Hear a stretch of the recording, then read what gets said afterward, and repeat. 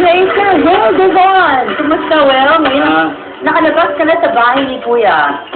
Honestly, feeling ko talaga, it's still unreal. May isa ka ng fan dyan.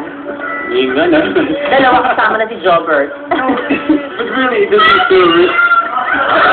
Hi! Kumusta ka? Kasi the last time I saw you, nasa shoot tayo ng Desperada sa Bulacan. Tama. And then, ilang months ago? 3 months na yata. 3 months na. So ngayon nakalabas ka na, anong pakiramdam? Seeing everyone, your friends, your family. Everyone, parang I'm absorbing everything. In every little detail I learned in the house, I feel it now. It's a life lesson in 3 months. Complete life lesson. So, And in 3 months, Will, nagpatibok ka ng 2 puso sa loob ng bahay ni Kuya. Kay Ethel at kay Risa, kanino ka ba talaga in love? Ngayon nasa labas ka na sa bahay ni Kuya. in love? In love, in love? Sino gusto mo? Honestly po, Sino bang gusto nyo? Bakit maraming fans yata ang Will Risa? Sino ba nagpapatibok ng puso mo ngayon? honestly, boss.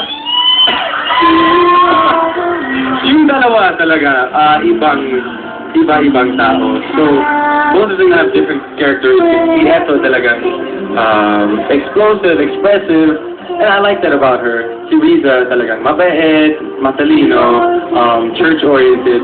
So, yung dalawa, it really depends. In love, Hindi pa. Pero Pero, sino mas gusto mo makilala? Ngayon nag-free ka na at wala ng camera. si Riza po. Anong meron si Risa? Bakit mas gusto mo siyang makilala kaysa kay Ethel? Kasi honestly, never ako mag-meet yung klase ng babae. Parang, I don't know, I think I can learn a lot from her, even though she's much younger from me, than me. Pero, I don't know, I enjoy our small talk, and I know, ngayon, kanina we had asap, ibang usap na. So, Ibang usap na, ha? Ikwento mo the next time you come kung anong pinag-uusapan nyo, ha? Ikaw ba, Will, were you really thinking na papasok ka sa Big Four? Siyempre, ang dami mong competition sa loob ng bahay ni Kuya. Oo naman. What made you stand out?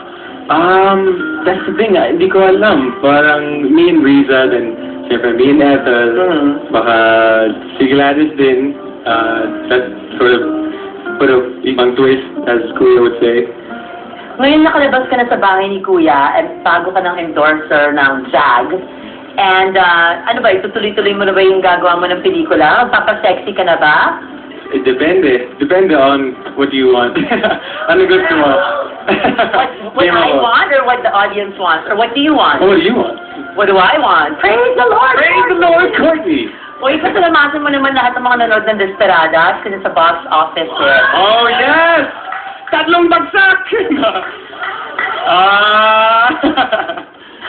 Hindi, so anong plano mo now that nasa labas ka na sa bahay ni Kuya? Movie? Anything coming up? With Star Cinema or for me, Vigo? daan-daan lang, whatever I'm doing. Daan-daan lang. Daan-daan lang. Okay. So, sana it's more movies, more endorsements. I don't know, I'm just happy to be here. I'm happy to be part of the Big Four. I'm just going with the flow. Great. And pasalamatan mo lahat ng mga bumoto sa'yo, Will. Lahat ng mga fans mo, lahat ng mga nagmamahal sa'yo. Maraming salamat. Beautiful thing, talaga. Okay, Will. Congratulations. Again, Rupa, pleasure to see you. Looking good. Okay. Sige, suka muna. May papatigil pa ako. Excited ka masyado. Maraming salamat kay Steven Doroso, Jeff Aromin for my hair and makeup, Dr. Manny and Pai Kalayan, Dr. Vivian Sarabia, Tips and Toes, Philosophy Spa, and syempre sa lahat ng mga doktor na tumulong kay